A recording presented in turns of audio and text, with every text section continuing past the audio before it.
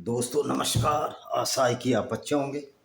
आज हमारा जो विषय है वो विषय है, आखिर ऐसी क्या चीज़ है कि कुरान के ज़्यादा समीक्षाएं कर रहे हैं लोग, कुरान में नाक नुक्स निकाल रहे हैं। कोई तो ऐसी चीज़ होगी, आज तक गीता में कोई ऐसी बात नहीं निकल पाई। उसमें कहा जैसे कर्म करेगा फल देगा भगवान, यानी कि आप बुरा करोगे आपको सजा हो जाएगी, आप अच्छी खेती करोगे आपको अच्छा किसान बन जाओगे। लेकिन ये कुरान क्या है जिसमें एक भी अच्छाई नहीं है। दूसरी बात यह है कि समालोचना तो वो होती है, कुछ अच्छाई होती है और कुछ बुराई होती है, लेकिन कुरान में एक भी ऐसी अच्छाई नहीं है जो पूरी मानवता के लिए हो, पूरे गैर मुस्लिमों के लिए हो। गैर मुस्लिमों के लिए तो कुरान सीधा सीधा उनको कत्ल करने का आर्डर देती है। तो इसलिए कुरान की समालोचना करने का तो प्रश्न नहीं है। हाँ, कुरान की आलोचना की जा सकती है। देखिए क्या है, कुरान कुरान को इस्लाम का शास्त्रीय आधार माना जाता है। इनकी किताब है। मुसलमानों का मानना है इसे ईश्वर ने भेजा है अल्लाह द्वारा, और जबरील फरिश्ता जिसको इन्होंने जिब्रील बना लिया यहूदियों की धर्म पुस्तक से लेकर। और ये जिब्रील फरिश्ता क्या करता था? ये जिब्रील फरिश्ता ऐसा वाहिद फरिश्ता था, एक अलग अलग ऐसा अनोखा फरिश्ता था जो सारी आयतें मोहम्मद के फेवर में लाया, मोहम्मद के फ़ायदे के लिए लाया। यानी कि अल्लाह को इतनी फुर्सत थी कि मोहम्मद के फ़ायदे के लिए जिब्रील फरिश्ता ऐसी ऐसी आयतें लाता था जो दुनिया को बर्बाद करने के लिए काफ़ी है। कहते हैं ना, एक चिंगारी ही काफ़ी है एक गुलशन को उजाड़ने में, या हर साग पर उल्लू बैठे अंजाम गुलिस्ता क्या होगा। कुरान का जो भी अध्याय निकालो, जो भी सूरा निकालो, हर सूरा में गैर मुस्लिमों के खिलाफ नफरत का एक अंबार है, नफरत का सागर हिलोरे ले रहा है। और वो सागर ऐसा हिलोरे ले रहा है और वो ईमान भी ऐसा हिलोरे ले रहा है कि जो पूरी दुनिया को बर्बाद करने के लिए तुली है। तो कुरान की आलोचना हो सकती है, समालोचना में अच्छा पक्ष और बुरा पक्ष रखा जाता है, लेकिन कुरान में कोई भी ऐसा अच्छा पक्ष नहीं जो कि गैर मुस्लिमों के लिए हो। देखिए अब क्या है इनका, कुरान दोनों ही अर्थों में आलोचना का विषय रहा है। एक तो यह अध्ययन में एक अंत विषय क्षेत्र का विषय है। कुरान, मैं कहता हूँ कुरान पर क्यों नहीं फिल्में बनाई जाती, मोहम्मद के कैरेक्टर पर क्यों नहीं फिल्में बनाई जाती? वो इसलिए नहीं बनाई जाती, अगर मोहम्मद के कैरेक्टर को फिल्मों में उकेरा जाएगा तो जो मोहम्मद की तस्वीर हम अपने यूट्यूब चैनल पर डाल रहे हैं वो पिक्चरों में और बड़ा वाइड माध्यम होगा, उस पर चली जाएगी। इसलिए मोहम्मद को पिक्चराइज नहीं किया जाता, क्योंकि ये चाल थी उन लोगों की कि अगर मोहम्मद को पिक्चराइज करेंगे, मोहम्मद और उसके साथी जानते थे कि वो बदनामी का वॉइस बनेंगे, और जो प्रॉफिट की जो इतनी बड़ी अच्छी छवि बनाई है इन मुल्ला और मौलानाओं ने, वो छवि धूली धूसरित हो जाएगी।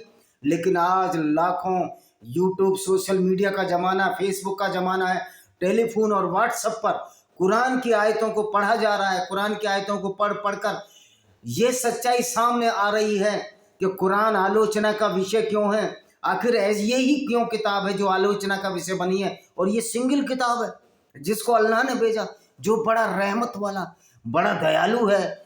लेकिन कैसा दयालु है? वो तो कहता है गैर मुस्लिमों के काफिले लूट दो, गैर मुस्लिमों के जो काफिले लूटो उसमें जो माल मिले वो 20% पैगंबर को दे दो, 20% गरीब मुसलमान को दे दो, और 20% उनको दे दो जो मोहम्मद साहब के साथ लूटने जाते थे। और ये कुरान जब हमेशा के लिए है तो ये लूट भी हमेशा के लिए होगी। तो ये मौलाना कहते हैं नहीं उस समय के लिए थी। भाई उस समय के लिए क्यों है? अगर कुरान में आयत कुरान हमेशा के लिए है तो ये माल गनीमत यानी लूट का माल का हिस्सा तो हमेशा के लिए है। तो कुरान एक ऐसी किताब है जिसमें मोहम्मद साहब ने और उनके साथियों को असीमित अवसर दिया दूसरों को लूटने का, दूसरों को बर्बाद करने का, दूसरों की औरतों से बलात्कार करने का, उनको यौन दासी और रखेल बनाने का। क्योंकि इस्लाम में एक जायज़ है, ये उचित है, ये अच्छी बात है कि अगर आप युद्ध में गैर मुस्लिम स्त्रियों को लूटते हो तो वो आपकी दासी होंगी, और उन दासियों को बाज़ारों में बेच सकते हो, उनके साथ कुछ भी कर सकते हो, उनकी बिना सहमति के साथ उनको यौन दासी रखेल बनाकर बाज़ारों में बेच सकते हो। मोहम्मद साहब के पास भी एक दासी थी जिसका नाम मारिया लिकबतिया था। मौलाना कहते हैं युद्ध में लूटी हुई स्त्रियों को हम गुलाम बनाते क्योंकि ये युद्ध में लड़ने आती थी, लेकिन मारिया इल्किबतिया तो लड़ने नहीं आई थी। मारिया इल्किबतिया तो मोहम्मद ने गिफ्ट में ली थी, जो एक कॉप्टिक ईसाई थी, जो उसकी छोटी बहन सिरीन के साथ अलेक्जेंड्रिया के गवर्नर अल मकूकस ने भेंट की थी। और उस मारिया इल्किबतिया के साथ एक बार मोहम्मद साहब को पकड़ लिया इनकी पत्नी हफ्सा ने।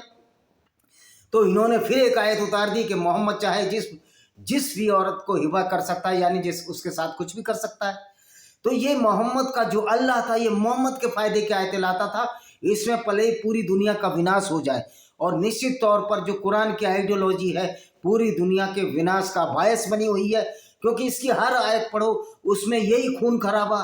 और यहाँ तक भी कहा गया है कि आप जिसको गुलाम बनाओ, ये कुरान की आयत है। और अगर कोई इस पर टिप्पणी करेगा कौन सी आयत है, तो मेरे लिए एक वीडियो और बन जाएगा, मैं उस आयत के ऊपर एक वीडियो और बना दूंगा। इसलिए भाई मैं चैप्टर नहीं बता रहा, क्योंकि ये सवाल बड़े करते हैं, तो सवालों का जवाब देने के लिए तो हम बैठे हैं। कुरान में ये आवत है कि जब तक खून रेजी ना हो, जब तक खून खराबा ना हो, तेरा गुलाम बनाना अच्छी बात है, पर उसके लिए खून खराबा जरूरी है। ये कुरान की आयतें हैं। तो कुरान आलोचना का विषय तो है। और मैं तो अपने पाकिस्तानी मुस्लिम भाइयों को कहना चाहता हूं कि आप हिंदुओं के पुरखे थे, आप किस तरह की आइडियोलॉजी में आ गए, किस तरह दुनिया में आप कुरान की वजह से, आपके ईमान की वजह से आप उपहास के पात्र बन रहे हैं।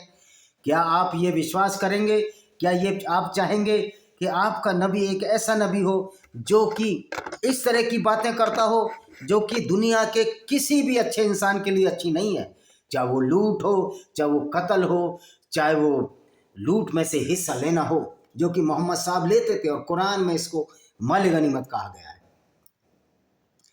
अच्छा जी, देखिए, आलोचनात्मक ऐतिहासिक अध्ययन जो विद्वान है वानसरोवो, जोसेफ पेट्रियाकोन, माइकल कुक, ये विद्वान नहीं, एक सिंपल से सिंपल आदमी भी जानता है कि पूरी दुनिया को दो हिस्सों में बांटकर कुरान का अल्लाह कहता है गैर मुस्लिमों को कत्ल कर दो। जब तक कि वो ईमान ना लाए या मुसलमान ना बन जाए, तो निश्चित तौर पर इसमें विद्वानता की क्या जरूरत है, बिल्कुल सिंपल है, 2 और 2 4 होते हैं। अगर आप गैर मुस्लिम हैं तो इस्लाम की नज़र में वाजिब कत्ल है, यानी आपको कत्ल कर दिया चाहिए। आप इस्लाम अगर नहीं मानते और इस्लाम मान लोगे तो आपको जन्नत मिल जाएगी, अंगूरी बगीचे मिल जाएंगे, न जाने क्या क्या मिल जाएगा। तो ये जो सब्ज बाग दिखाया गया सिर्फ मोहम्मद साहब ने अपने फायदे के लिए दिखाया, वरना ये कहीं से भी नहीं लगती कि ये तहजीब वाली किताब है। एक मोहतरमा है पाकिस्तान की, वीना मलिक साहब, वो कहती हैं कि ये इधर हिंदुस्तान की तहजीब कहीं माउंटेन एवरेस्ट कहीं हिमालय पहाड़ पर खड़ी हैं, इधर चाइना, इधर पाकिस्तान, हिंदुस्तान, ये 3 तहजीबें। मैं पूछना चाहता हूँ पाकिस्तान की क्या तहजीब थी? पाकिस्तान की तहजीब वसुदेव कुटुंबकम की तहजीब थी। और जैसे ही इस्लाम आया, पाकिस्तान में गैर मुस्लिमों के लिए जीना मुहाल हो गया, क्योंकि इस्लाम ये मानता ही नहीं, इस्लाम ये जानता ही नहीं कि गैर मुस्लिमों के साथ कैसे रहना है। यद्यपि पाकिस्तान में बहुत से मुसलमान हमारे हिंदू भाइयों के साथ खुशी खुशी रह रहे हैं, वास्तव में वो सच्चे इंसान है, वो सच्चे मुसलमान नहीं रहे। सच्चा मुसलमान वो है जो ईमान लाए कुरान पर और जो गैर मुस्लिमों के साथ पूरी जिंदगी जिहाद युद्ध करता रहे। देखिए, अब ये है इस्लामी परंपरा के अनुसार जिस पर आलोचना प्रश्न उठा सकती है, खंडन कर सकती है। कुरान सूरज से नीचे फरिश्ते जिब्रील के पास आया, जिन्होंने इसे 7वीं शताब्दी ईस्वी में 23 वर्षों तक एक हिजाजी अरब व्यापारी, जो हिजाज जो स्टेट है उसमें ये मक्का आता है, अरब व्यापारी मोहम्मद सल्लल्लाहु अलैहि वसल्लम को प्रकट किया, जो इस्लाम के पैगंबरों में से एक बन गए। मोहम्मद ने इन रहस्य उद्घाटनों को साझा किया जो मानवता के लिए समझौताहीन एक ईश्वर रावत एक, यानी एक ही अल्लाह है और उसमें कोई समझौता नहीं है। अगर आप अल्लाह को नहीं मानते तो आप खारिज हैं, आप नजस हैं, आप गंदे हैं, आप नीच हैं, आप इंसान ही नहीं हैं। क्योंकि कुरान में बहुत सी ऐसी आयतें जिसमें कहा गया है कि जो अब ये जो बंदर है पिछले जन्म में यहूदी थे, और जो गैर मुस्लिम और नजस हैं, पोटी जितने गंदे हैं, उनको लोहे की चैन में डालकर उनकी पोटी के रास्ते से निकालकर नथुनों से गले में लपेटकर उनको जहन्नुम की आग में झोंका जाएगा। भाई ये जहन्नुम और ये अल्लाह जो दुनिया को बनाने वाला इस तरह की हरकतें कर रहा है, और ये पैगंबर का काम है कि लोगों को पूरी जिंदगी डराते रहो, लूटते रहो, काफिले 20% हिस्सा खुद रखो। ये तो गैंगस्टर का काम होता है, और अगर इस तरह की हरकतें आज कोई करेगा तो निश्चित तौर पर जेल में जाएगा। अच्छा जी, जो इस्लाम का पैगंबर बन गया मोहम्मद ने इन रहस्यादर्शन को साझा किया जो मानवता के लिए एक समझौताहीन अल्लाह लेकर लाए और अपने साथियों के साथ जिन्होंने उन्हें लिखा उन्हें याद किया। इन यादों स्क्रैप से मोहम्मद की मृत्यु के कुछ बाद खलीफा उस्मान की देखरेख में एक मानक संस्करण की सावधानी पूर्वक संकलित और संपादित किया, कुरान को संपादित किया और सारी कुरानें जला दी। कल मैंने मैंने वीडियो डाला था कि जो बर्मिंघम की कुरान है ये झूठ है, वो मोहम्मद के मरने से पहले ही लिखी गई थी, मोहम्मद के नबूवत आने से पहले लिखी गई थी। तो वो जो झूठ है ये कहने के लिए कि बहुत पुरानी कुरान है और सबसे छोटी कुरान है, उसमें तो 3 ही आयत है। इस प्रकार इस्लामी शिक्षा के अनुसार यह सुनिश्चित किया गया कि आज उपलब्ध कुरानिक पाठ का शब्दांकन मोहम्मद को प्रकट किए ईश्वर के शाब्दिक अचूक पूर्ण कालातीत पूर्ण शुद्ध वचन से बिल्कुल मेल खाता है। बदले में वह रहस्य उद्घाटन एक शाश्वत पुस्तक की माप के समान है जो कुरान का मूल रूप प्रोटोटाइप है। यह अल्लाह द्वारा निर्मित लिखित नहीं था बल्कि ये उसका गुण है जो शाश्वत है और स्वर्ग में उसके साथ रखा गया है। तो अल्लाह का क्या गुण है? अल्लाह कैसी कैसी आयतें भेज रहा है? अल्लाह कत्लो गारत की आयतें भेज रहा है, अल्लाह लोगों को कत्ल करने की आयतें भेज रहा है, अल्लाह औरतों को लूटने की आयत भेजा और अल्लाह ये भी छूट दे रहा है कि उन औरतों को बाजार में लूट सकते हो, बाजारों में बेच सकते हो। जो मोहम्मद साहब ने नजद के बाजार में उन औरतों को बेच दिया। मुसलमानों के लिए कुरान की सामग्री सिद्धांत कानून काव्यात्मक आध्यात्मिक प्रेरणा सांत्वना उत्साह ज्ञान और रहस्यमय अनुभव का स्रोत रही है। रहस्यमय अनुभव ये है कि एक ऐसे घोड़े पर चलकर मोहम्मद साहब चले गए। बुर्राक नाम का मैंने MSc किया है, मास्टर डिग्री है मेरी जूलॉजी में, मैंने तो बुर्राक नाम का जानवर पढ़ा नहीं किताबों में। मैं कहता हूँ जो मुसलमान बच्चे MSc जूलॉजी कर रहे हैं वो इस जानवर का उल्लेख जरूर करें कि ये बुर्राक जानवर भी था, आप पाठ्यक्रम में क्यों नहीं डालते। तो इस तरह की मूर्खताओं से कोई तहजीब नहीं बना करती। अगर आप दिमाग से पैदल हैं तो उस तहजीब के कोई माने नहीं है। और इतने दिमाग से पैदल हो जाओ, देखिए आप बुर्राक घोड़ा मानो, आप कुछ भी ईमान मानो, लेकिन जब आप ये कहोगे ये तो काफिर हैं जो गैर मुस्लिम है और उनको कत्ल करने का हक अल्लाह देता है, तो निश्चित तौर पर आवाज़ें उठेंगी, आपके खिलाफ आवाज़ें उठेंगी, जिहाद के खिलाफ एंटी जिहाद होगा जो बहुत जरूरी है।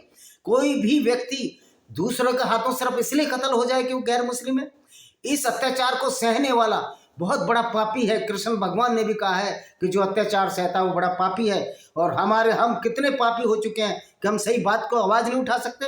यूट्यूब स्ट्राइक देता है, यूट्यूब को भी समझना चाहिए ये अब सब चलने वाला नहीं है। हो सकता है एलन मस्क यूट्यूब को खरीद ले, वो दिन बहुत अच्छा होगा। वैसे तो अभी जो गूगल का सुंदर पिचाई जो CEO है, मेरा उनसे व्यक्तिगत निवेदन है कि आप सच्चाई को बोलने दो, नहीं तो एंटी जिहाद की जो कौम उठेगी और एंटी जिहाद और जो हमारे फ्रीडम ऑफ स्पीच को रोकने की कोशिश की जा रही है, इसके खिलाफ भी भारत में एक बहुत बड़ा आंदोलन होगा, नेपाल में भी आंदोलन होगा यूट्यूब के खिलाफ अगर हमारी स्ट्राइक देती है। और हम इसकी तैयारी कर रहे हैं बहुत जल्दी। पाठ को जो इस्लाम का जो पाठ है अक्सर जन्म मृत्यु विवाह के अवसरों पर एक आकर्षण के रूप में उपयोग किया जाता है। कुरान की पारंपरिक मुस्लिम समझ यह नहीं है वे केवल ईश्वरीय परिणाम, बल्कि ईश्वर का शाब्दिक शब्द है, यानी ईश्वर ही, यानी अल्लाह। ईश्वर का ये गलत अनुवाद है अल्लाह, क्योंकि ईश्वर अल्लाह एक नहीं है। जहाँ ईश्वर कहता है कि वसुदेव कुटुंबकम, वहाँ अल्लाह कहता है कोई वसुदेव कुटुंबकम नहीं है, कोई नहीं, सिर्फ मुसलमान ही प्यारे हैं। मुसलमानों के लिए दुनिया है, मुसलमानों के लिए जन्नत है, बाकी तो नीच है, गंदे हैं, नजस हैं, पोटी जितने हैं। तो ये आपका कुरान है। तो ये जो कुरान की जो आलोचना का पहला ये मेरा सफ़ा आज ख़त्म होता है, पहला पाठ ख़त्म होता है। और अगली बार अभी 1-2 मिनट और 15 मिनट का वीडियो बनाता हूँ। मुसलमानों ने सदियों से अपने स्वयं के कुरानिक अध्ययन या कुरान विज्ञान उलूम अल कुरान कुरानिक प्रोत्साहन के बाद क्या वे कुरान पर विचार नहीं करेंगे भाई, क्योंकि इस्लाम में कहा गया है अकल में अकल का दखल नहीं है, मजहब में अकल का दखल नहीं है। ये तो मूर्ख बनते रहो, धरती को चादर मानते रहो, पहाड़ ऊपर से गाड़े मानते रहो, धरती को स्थिर मानते रहो। ये चपटी धरती के लोग हैं, दिमाग को इन्होंने भेजा फ्राई हो गया इनको भेजा, पता ही नहीं कि क्या सचमुच है। तो ऐसे लोगों के बारे में नहीं तो वरना अगर थोड़ा भी सोच विचार की जरूरत होती, थोड़े बुद्धिजीवी होते तो ये सोचते कि दुनिया को बनाने वाला अल्लाह ही नफरत क्यों फैला रहा है, योगी मूर्ति पूजकों को कत्ल करने की बात क्यों कह रहा है। इनको ये समझ में आ जाती है कि दुनिया को बनाने वाला ये अल्लाह नहीं है, ये अल्लाह मोहम्मद का बनाया हुआ अल्लाह है। यानी कि शक्तिमान ही गंगाधर है, गंगाधर ही शक्तिमान है। कुरान के अध्याय और सूरतों को मक्का सूरा वो थी जहाँ मोहम्मद साहब कमज़ोर थे, जहाँ इन्होंने ये आयतें उतारी, तुम्हारा दीन तुम्हारे लिए, हमारा दीन हमारे लिए, लेकिन जैसी तलवार हाथ में आ गई, नहीं आपको मुसलमान बनना है, नहीं कत्ल होने के लिए तैयार हो जाओ।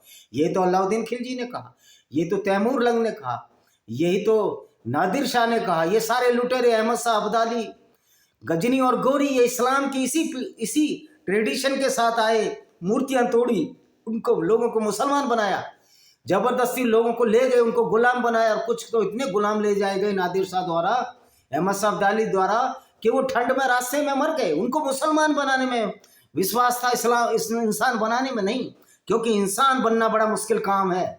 आप जब इंसान बन सकते हो जब सबके साथ भलाई का काम करो, आप जब इंसान बन सकते हो जब इन झूठी बातों को ना मानो कि धरती चपटी है, पहाड़ ऊपर से गाड़ दिए, धरती स्थिर है और सूर्य उसके चारों तरफ घूमता है। इसके लिए बड़ा कष्ट होता है, इसके लिए बहुत प्रयत्न करने पड़ते हैं। लेकिन मुसलमान बनना बड़ा आसान है कि इसमें बहुत सारे फायदे हैं आपको।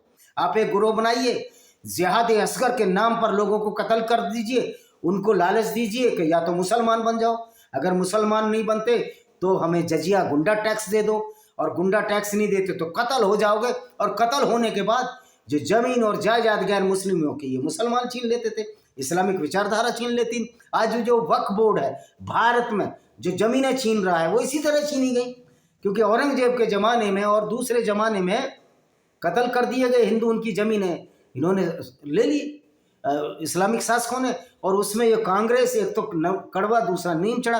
कांग्रेस जैसी पार्टियों ने भी ना इस्लाम को समझा ना इस्लाम को पढ़ा, हिंदुओं को दबाने का कोशिश करते रहे, और एक बहुत बड़ा नैरेटिव चलाया गया कि बीजेपी नफरत फैलाती है। मैं उन मूर्खों से कहना चाहता हूं कि आप किताबें पढ़ो, आप कुरान और हदीस पढ़ो, आपको पता लग जाएगी कि नफरत कौन फैला रहा है। जो काम कुरान के बारे में कहना चाहिए, तुम्हारी औकात नहीं, तुम्हारे कहने की औकात नहीं। क्योंकि आचार्य रजनीश ने भी कहा है, कुछ राजनीतिक इतने निचले दर्जे के होते हैं, वोटों के लिए कहीं भी गिर सकते हैं, कहीं भी चाट सकते हैं, कहीं भी धो सकते हैं, कोई दीन ईमान नहीं तुम्हारा। तो कम से कम ऐसे दीन ईमान वाले लोगों को चुनो जो इस्लाम की वास्तविकता को जाने। हिंदुस्तान में ऐसे एमपी पार्लियामेंटर की जरूरत है जो इस्लामिक जिहाद के खिलाफ एक एंटी जिहाद शुरू करें, मानवता की तरफ कदम बढ़ाएं। उसके बाद देखिए मदीना सूरा कौन सी थी, जब मोहम्मद के पास तलवार आ गई। सैयद होरेस नस्र क्या कहता है, कुरान की संरचना और पाठ के बारे में आधुनिक पश्चिम प्राच्यविदों द्वारा उठाए सभी सवालों का जवाब प्रदान करें, सिवाय उन सवालों के जो कुरान की दिव्य उत्पत्ति की अस्वीकृति और पैगंबर द्वारा इसे क्रम करने से उत्पन्न होते हैं। एक बार जब कुरान की प्रकट प्रकृति को अस्वीकार कर दिया जाता है तो समस्याएं उत्पन्न हो जाती हैं। लेकिन ये प्राच्यवादियों की समस्याएं जो विद्वता से नहीं बल्कि एक निश्चित धार्मिक और दार्शनिक उत्पत्ति से उत्पन्न होती हैं, यानी कि ये तर्क से ये नहीं मानते, ये पुराना ढोल पीट रहे हैं। आमतौर पर तर्कसंगत और वस्तुनिष्ठता की आड़ में छिपी हुई मुसलमानों के लिए इन समस्याओं को संबोधित करने की कभी आवश्यकता ही नहीं। मुसलमान को सोचने नहीं दिया जाता, मुसलमान को तो बोलते अकल का दखल नहीं। आज मैंने साजिद रशीदी का सुना, और ये तुम्हारे ये कौन है वो जो हैदराबाद का एक कुत्ता है पागल, वो कहता है ये मदरसे इस्लामिक सभ्यता के केंद्र हैं। भाई मदरसे में तो वही पढ़ाया जाता है, कुरान की शिक्षा पढ़ाई जाती है, जिसमें गैर मुस्लिमों को कत्ल करना है, उनके मंदिर तोड़ना है, मूर्तियां तोड़ना है, ये तुम्हारी सभ्यता है। इससे ज्यादा पाशविकता और असभ्य बर्बर विचारधारा हो ही नहीं सकती कि अगर आप किसी व्यक्ति को सिर्फ इसलिए नीच और नजस समझे और उसको नरक में डाल दें कि वो गैर मुस्लिम था, या उसको इसलिए कत्ल कर दे कोई इस्लाम को नहीं मानता, कुरान की उन झूठी बातों को नहीं मानता। जैसे कि बुर्राक जो घोड़ा, मेराज की यात्रा, और मजे की बात है मेराज की यात्रा जो मोहम्मद मिलने गए थे उस मस्जिद में नमाज पढ़कर आ गया लक्सान, जो मस्जिद मोहम्मद साहब के जमाने में ही नहीं बनी, जो कि उस्मान तीसरे खलीफा ने शुरू कराई, उस मस्जिद को बनाया। तो इस तरह की जो झूठी बातों को माने वो तो मुसलमान, और जो नहीं माने आप चिढ़ेंगे, आप कुंठित हैं, आप कत्ल कर देंगे, क्योंकि सारी धरती अल्लाह की है। वो भाई तुम जो परिकल्पना कर लोगे उसको हम क्यों मान लें, और सारी धरती अल्लाह की कैसे है?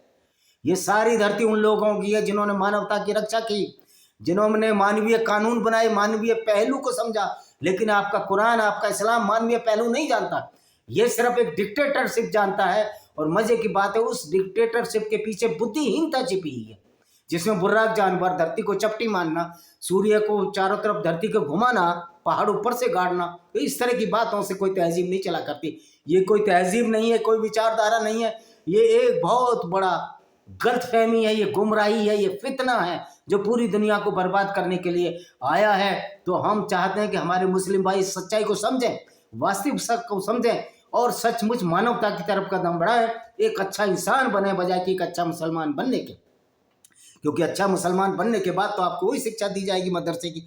अभी जो 9/11 जो जितने भी हमले हुए उसमें सारे के सारे ब्रेन वॉश्ड मदरसे के बच्चे थे, जिनको कि गरीब बच्चों का यूटिलाइज किया जा रहा है इस्लाम के नाम पर। एक दिन जरूर आएगा ये बच्चों के माँ बाप समझेंगे कि हम ऐसे इस्लाम, ऐसी विचारधारा को नहीं मानेंगे जो पूरी दुनिया में नफरत फैला रही हो, जिनके पैगंबर साहब खुद काफिले लूटते हो और 20% लूट का हिस्सा रखते हो। ये तो कुरान में है, ये तो हम नहीं बोल रहे। तो आज का वीडियो हम इसी के साथ समाप्त करते हैं। आशा है कि आप इस वीडियो को, चैनल को सब्सक्राइब करेंगे, बेल आइकन दबाएंगे ताकि आने वाले नोटिफिकेशन मिल सकें। वंदे मातरम, जय हिंद, आपका दिल शुभ हो।